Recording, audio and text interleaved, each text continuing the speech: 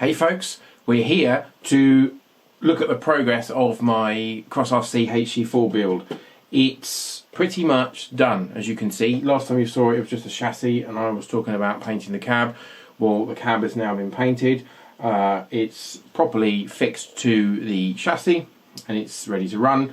I've put the accessories on, so the chains on the front and the winch here, and the driver's in, it's all transferred up, everything's ready to go. I'm still working on the flatbed at the moment. We're doing a run, Andrew and I, Easter Monday, so just under a week by the time this video comes out, and I'm not going to rush the flatbed because it needs to be right, because this paint job has come out so well. I will run it without the flatbed on it if needs be. But I want to say a big thanks to Pete30. I'll put a video link in the description of who I copied this idea off of. There's no way I'm going to try and pass this colour scheme off as my own. It's something that I saw, Andrew found it, and of Pete's HC6. Go and check the video out, it's amazing, and that's what made me want to do this. I've not seen another HC4 in this colour. There is another HC6 aside from Pete's in black and white. So I don't know who did that first, to be quite honest with you. Anyway, it just makes it look really, really hench. White is something of a bit of a favourite of mine. My MC6, I did that in white first of all. It was my first paint job and it didn't go very well. It looked pretty crap, to be fair. So yeah, this is my second attempt. White's quite a difficult colour to spray. So let's get straight into it. Everything's attached, all the accessories, the lights, as you'll see, the awesome lights are working, the little yellow kind of running lights there, and the main headlights. These are transfers on here. I found a really cool website. If I can remember, I'll put a link in the description. Same as the skull here on this side, there's a skull on the other side with numbers above and below. I just wanted something to break up the white, because obviously there's a bit of black and white going on everywhere, but it's predominantly white. So I didn't want, you know, raised stickers. It needed to be quite flat and it needed to look fairly realistic, and I think it's achieved that. These transfers have worked really well. The interior, so I have my driver in there. She's a bit of a scary looking chick. Let me turn her around, have a look, so we can get a better angle of her. She's a bit of a scary looking chick. We've got stickers in there, but again, because the reflections of the studio lights, can't really see. On the back here, let me unplug the battery.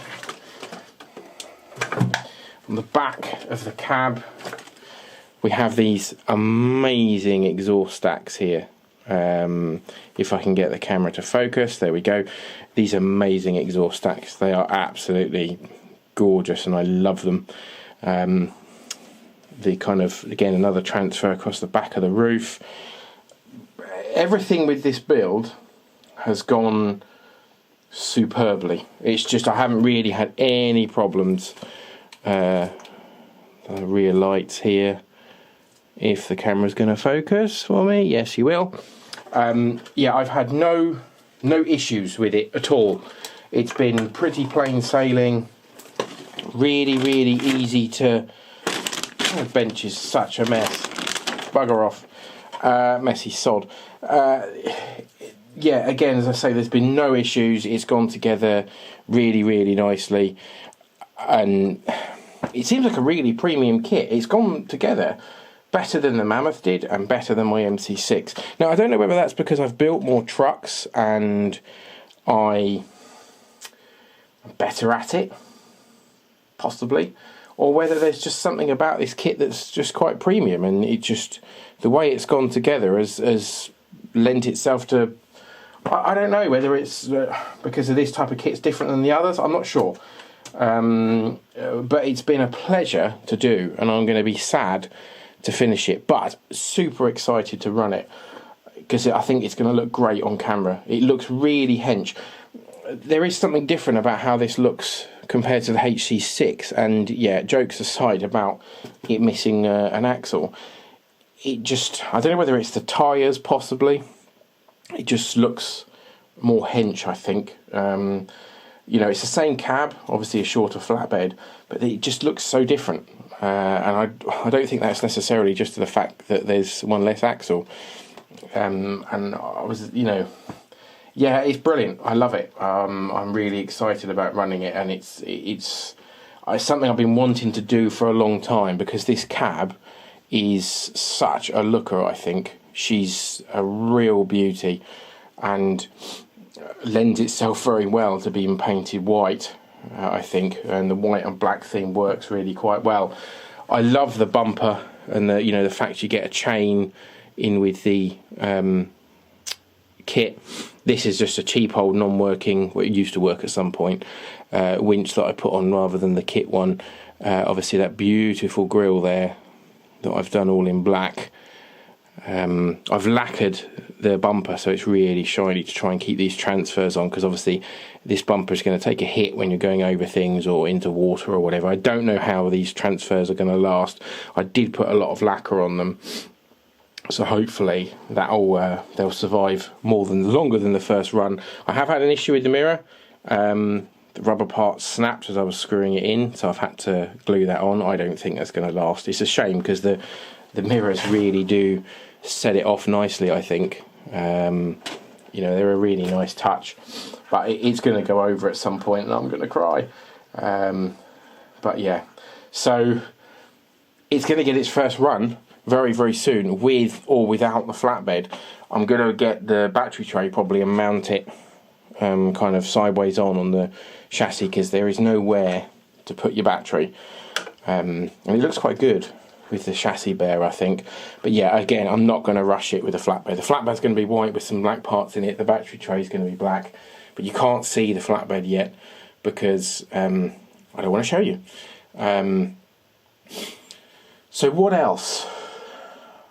Yeah, I'm going to run it first, I think, and then I won't do another bench video until I've run it and the flatbed's on it and I've weathered it.